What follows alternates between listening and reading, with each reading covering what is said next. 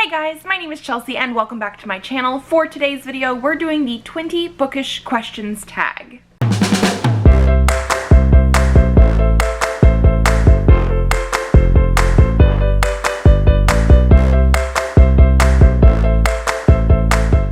So I was tagged to do this by Lena from Sufficiently Advanced Lena. I will leave her channel linked down below. If you guys are not subscribed yet, you definitely need to go and do that. And it looks like this was created by the Book on Goodreads.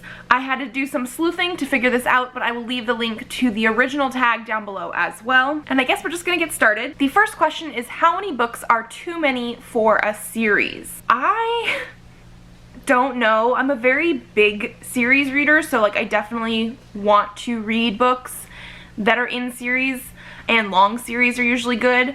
I want to say the longest series that I've actually probably read that I can think about, I think it's 12 books so far, and they are still going, and that's going to be the Academy series by C.L. Stone. This is a young adult reverse harem series that is very slow going, very slow burn. However, I've really enjoyed it. I think I'm behind a book or two, even though I definitely want to keep going with it. I'm really bad about finishing series, so even though I do like long series, I don't always finish them. I want to say the most common length of a series that I probably have read and finished goes around like 4, 5, 6. But if your characters are good and the world is good and the plot is still good, I will read any length of a series. Yeah, basically, as long as the quality is still high. The second question is, how do you feel about cliffhangers? Now, I am of the camp that there are two distinct type of cliffhangers.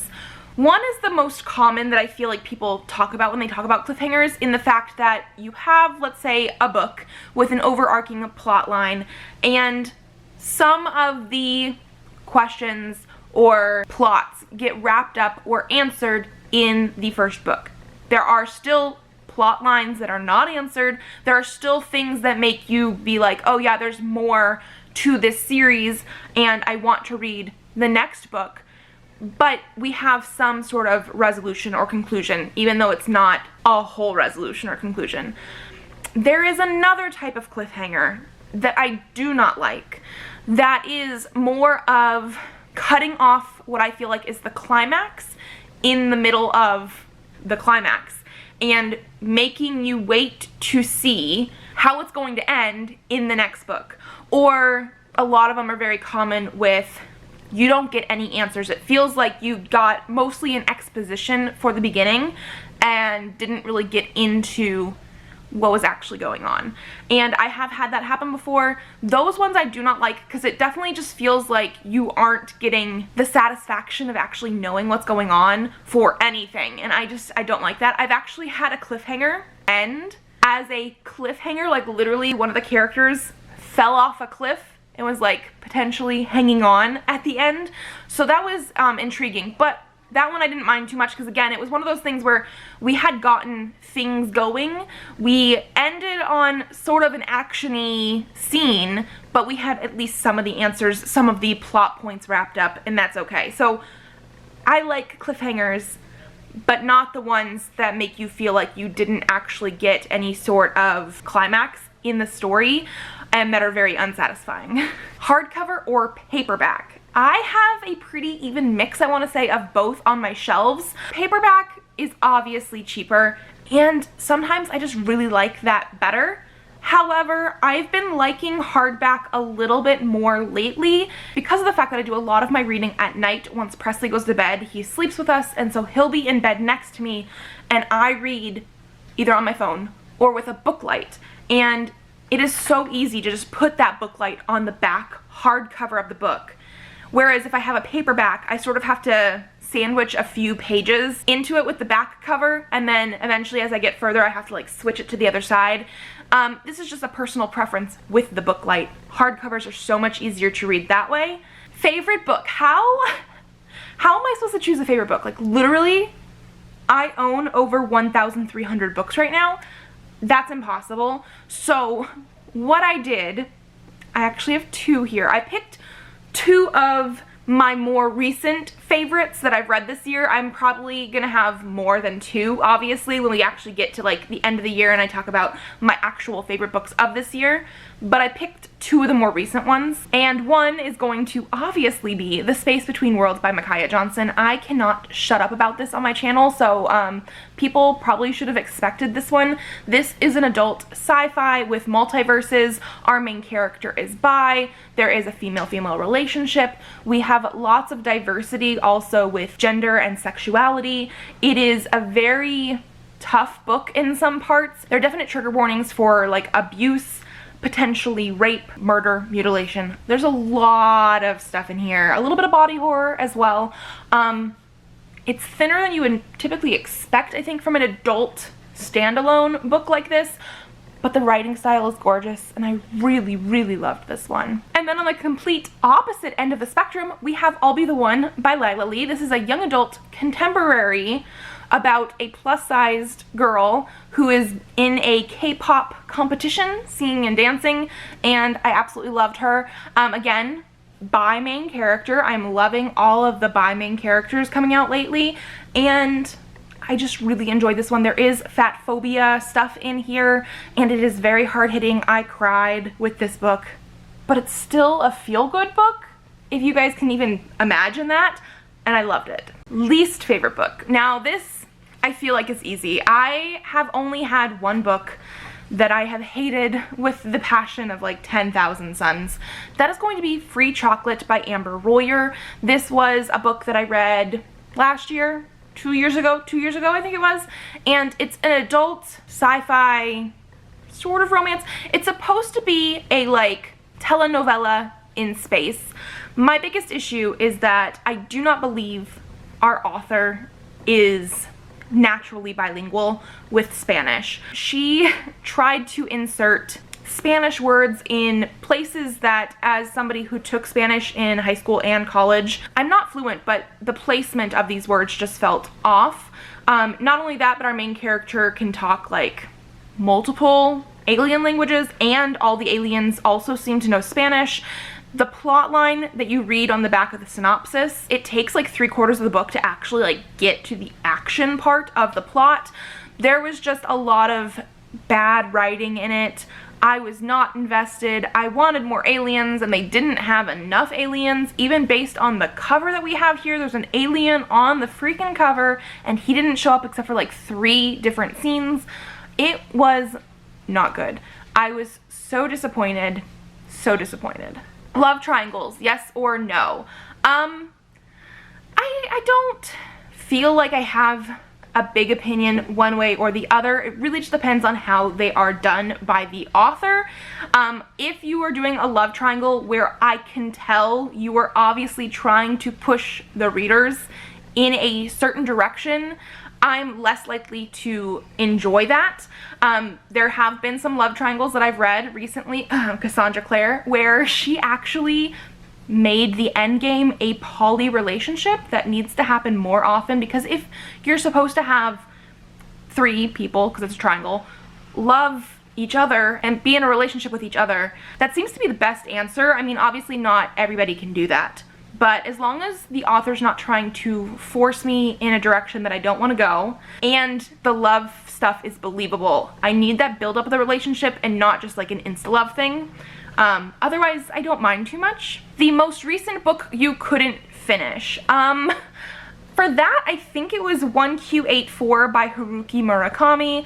I got 20 pages into this book and DNF'd it. So I guess it wasn't necessarily that I couldn't finish. It was I did not want to finish. I think I was in the middle of the 2nd chapter, and our male main character was talking a lot about his mom and his mom's boobs and his mom's sex life, and he also would talk about an underage female character with another man that was, again, I didn't like the way that they were talking about it. I got 20 pages in, and yeah, I got rid of that book. A book you're currently reading. Well, I'm in between books at the moment. I just finished Horrid by Katrina Leno. This is the book that came in our September Owl Crate. I actually really enjoyed this one, give it 5 out of 5 stars. I loved the spookiness of it. I will talk about it more in my wrap-up as well, but the fact that we don't know for sure if it's paranormal or not paranormal for a lot of this book, and the creepiness of it, like the actual spooky atmosphere, I thought was really, really well done. I devoured this book so quickly. It was good. And then I don't actually know what I'm going to be reading next. I did a possibility pile for my October TBR, and I just haven't fully picked out what I'm going to read next, so I just finished that one last night, and we're in the middle of books.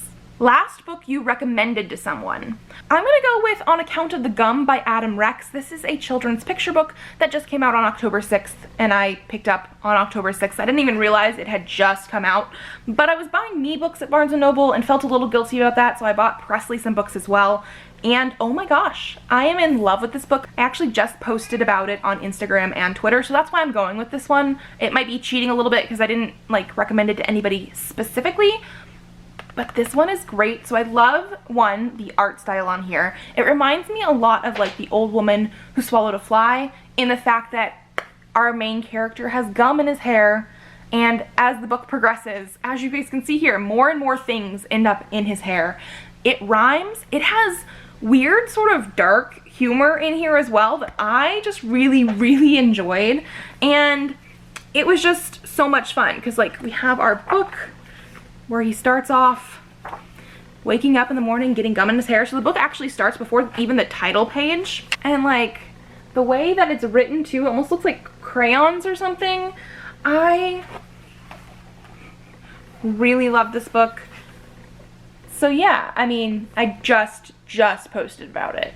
The oldest book you've read by publication date. So obviously that's gonna have to be The Iliad by Homer. I feel like The Iliad or The Odyssey has been a lot of people's oldest book by publication date for this tag, probably because it was originally a word of mouth story, and I think on Goodreads it says it was published in like -700 something, like that's when it was written. I read The Odyssey for some sort of class in high school. I read The Iliad freshman year of college. I prefer The Iliad a little bit more. I don't fully remember why. It might have just been that it had a little bit more action, war stuff, versus the trip trying to find a way home.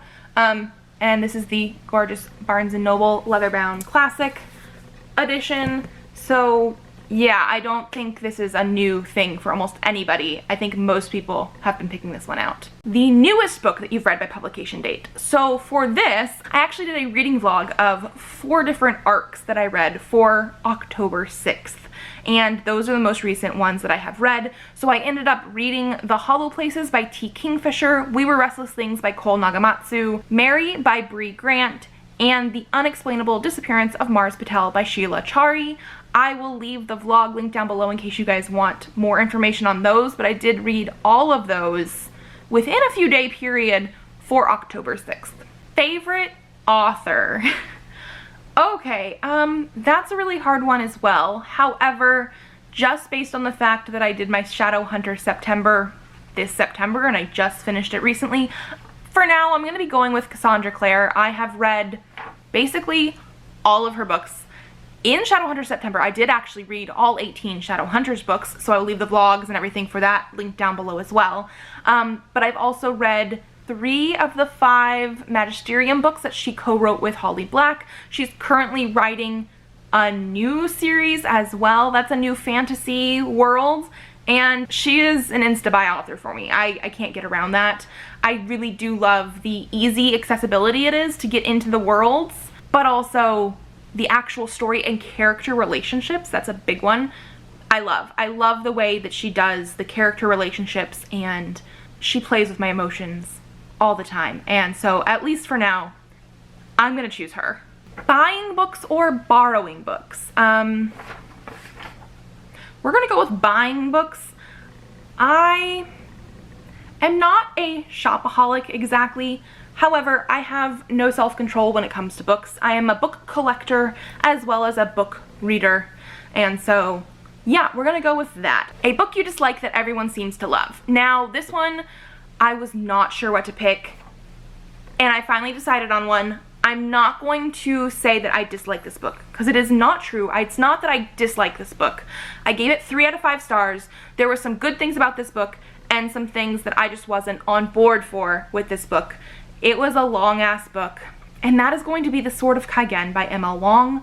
Every single one of my friends on Goodreads that has rated this book rated it 5 stars. I am the one and only person that has not rated it 5 stars that I know. There's other people obviously on Goodreads that have rated it lower than 5 stars, but I'm the only person out of my friends that did not give it 5 stars. And again, there were some really good things about it. I just wasn't really on board with how long the chapters were, the fact that we had 2 different main characters, but also 2 different time periods for one of the main characters. I just felt like there was too much trying to be put into one book at a time. I did not connect personally to really any character except for maybe Misaki, and even that was not fully, because I would not personally have made some of the choices that she made, but she was my favorite person to read from. I just thought it was a little bit too long, a little bit not what I was wanting, I guess, at that time, because it is a book about war. And I have read some books about war that I've liked, but I've also read quite a few that I have not liked. And so I think it's just one of those things that didn't quite live up to my expectations because of the fact that like everybody loves it, and apparently I didn't. But I didn't dislike it either, if that makes sense. Bookmarks or dog ears? Bookmarks, 100% bookmarks. I don't think I have ever in my life dog-eared a book. Yeah. A book you can always reread. For that one, I'm going with The Song of the Sparrow by Lisa Ann Sandel. This is basically my comfort book. I have owned this for years. I want to say this one came out when I was like a senior in high school, and I think I've had it since then. Copyright 2007. I graduated in 2008, so it is still possible that I purchased it when I was a senior in high school. I have read this multiple times. It is one of those things that gets me out of a reading slump very, very easily as well. Part of it is because it is written in verse, so it is very, very quick to read. It is also a like King Arthur story. However, it follows Elaine, who is like the Lady of Shalott. I think she's like 16 in here. She has red hair, fiery temper. I don't know. It was just, there's just something about this book that has always made me happy, has always cheered me up or gotten me out of a reading slump. It is, like I said, my comfort book. I could reread this many, many more times. Can you read while listening to music? Normally, I would say no, not really. However, with my son being 1, he has been very, very into kid songs and nursery rhymes lately, and so yes, I can read while listening to kids' music. That kind of stuff, at least for me personally, is so easy to tune out, and so he can listen to his music, play with his toys, whatever he's doing while I'm watching him, and if I'm not currently playing with him, I'm reading a book 99% of the time. One point of view or multiple. I want to say I really, really like one point of view the most, especially first person. I know that's not everybody's favorite, but I do feel like I can connect to the characters more. I don't mind multiple points of view, and I will still read multiple points of view, especially with like sci-fi or fantasy where you have a bigger world area, and sometimes it is definitely better to read those multiple points of view. Do you read a book in one sitting or over multiple days? I could totally read a book in one sitting if I wanted to. However, I feel like I get the most enjoyment out of reading books over multiple days. Now, it still might only be 2 days, but I like to sort of savor it. There are some books that I devour in one sitting, but I find more enjoyment usually when I'm allowed to sort of read some, stop for a little bit, come back to it. Like, I want to come back to reading, and so I usually take multiple days. And then the last question is, who do you tag? So I'm hoping that nobody has done this video yet of who I'm tagging. At least I don't remember seeing them do this video yet. But so I'm going to tag Jessie from The Bookish Mom, Michelle from Michelle Reads YA, Tammy from Tammy Tries to Read, Coley from Coley Reads, and Isabel from Happy for Now. So I would love to see everybody do this, because I do feel like some of these questions are probably a little controversial, but that's sort of what's fun about it. If you guys like this video, give it a thumbs up to let me know. If you want to leave a comment and you're not sure what to leave an emoji down below, because that makes my day. Subscribe to this channel if you would like to see more videos. I do have videos up Mondays, Thursdays, and sometimes Saturdays, so I will see you then. Bye! bye!